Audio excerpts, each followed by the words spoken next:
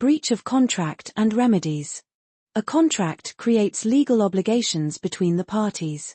When one party fails or refuses to perform his duty as promised, it results in a breach of contract.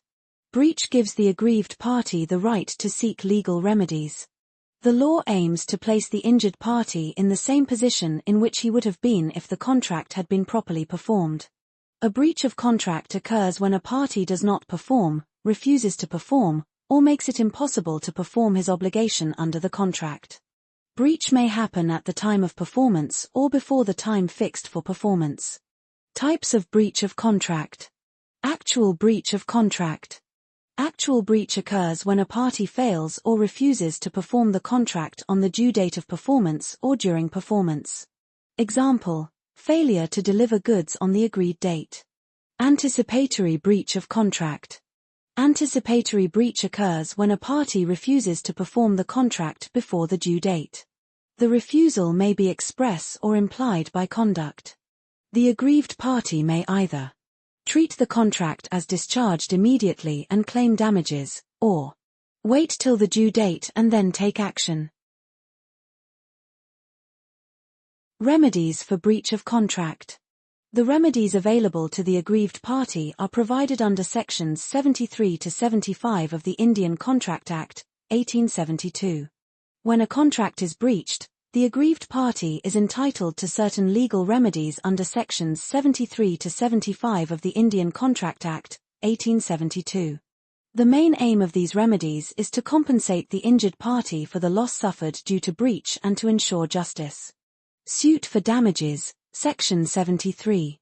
A suit for damages is the most common remedy for breach of contract.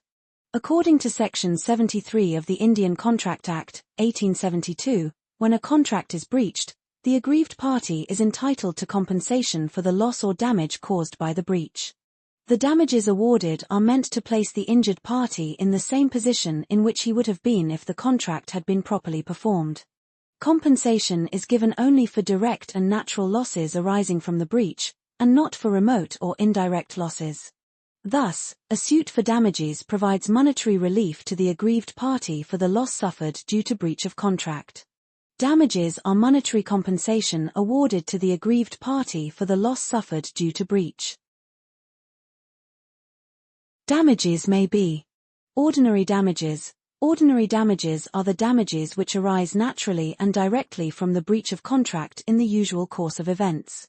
These damages are awarded to compensate the aggrieved party for the actual loss suffered due to the breach. Under Section 73 of the Indian Contract Act, 1872, only such losses which are foreseeable and directly connected with the breach can be claimed as ordinary damages. For example, if a seller fails to deliver goods on the agreed date and the buyer has to purchase the goods at a higher price, the difference in price can be claimed as ordinary damages. Thus, ordinary damages aim to compensate the natural loss caused by breach of contract. Special damages. Special damages are the damages which arise due to special or unusual circumstances and not in the ordinary course of events.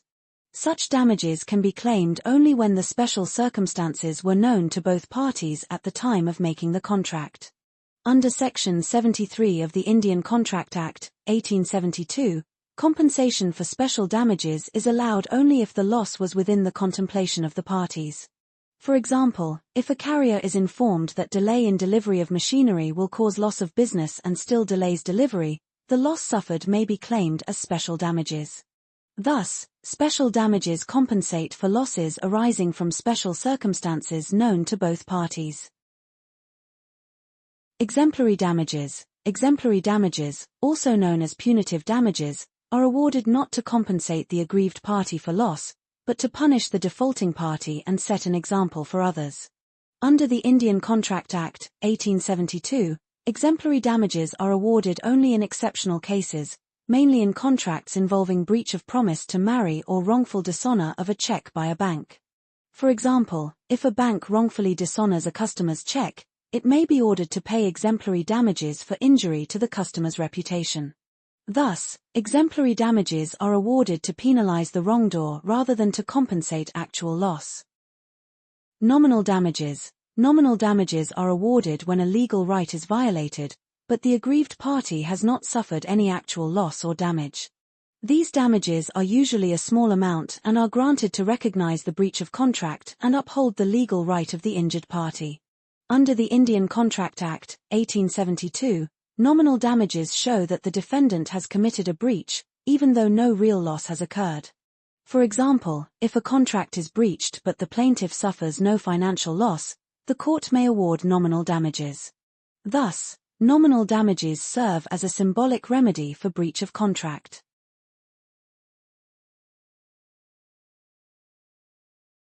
Suit for specific performance.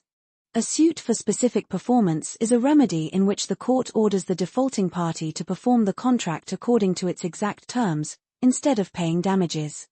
This remedy is granted when monetary compensation is not an adequate relief, such as in contracts relating to unique goods or immovable property. Specific performance is a discretionary remedy, and the court may refuse it if the contract is unfair or impracticable to enforce. Thus, a suit for specific performance ensures actual fulfillment of contractual obligations where damages are insufficient. Suit for injunction. A suit for injunction is a remedy in which the court issues an order restraining a party from doing something that is contrary to the terms of the contract. This remedy is generally granted in cases of negative contracts, where a party agrees not to do a particular act. Injunction prevents the breach of contract rather than compensating for it. For example, if a person agrees not to work for a competitor for a certain period and violates this condition, the court may issue an injunction to stop him. Thus, injunction is an important remedy to prevent continuing or future breach of contract. Suit for rescission. A suit for rescission is a remedy that allows the aggrieved party to cancel the contract when the other party commits a breach. By rescinding the contract, the injured party is freed from all future obligations under the contract. The aggrieved party may also claim damages for any loss suffered due to the breach. Rescission restores the parties to their original position as far as possible. Thus, a suit for rescission provides relief by bringing the contract to an end due to breach. Suit for quantum meruit. A suit for quantum meruit means a claim for payment as much as is earned. This remedy allows a party to recover reasonable compensation for the work already done or services rendered when a contract is breached or becomes void. It is applicable when the contract is discharged before full performance, but one party has already performed part of the contract. For example, if A is employed to do work for B and B terminates the contract before completion, A can claim payment for the work done. Thus, quantum meruit ensures fairness by compensating a party for the benefit already given. Conclusion. Breach of contract affects the rights of the parties and disturbs the contractual relationship. The Indian Contract Act, 1872 provides various remedies to protect the interests of the aggrieved party. These remedies aim to compensate the injured party and ensure justice. A clear understanding of breach of contract and its remedies is essential for answering problem-based and theoretical questions in LLB examinations.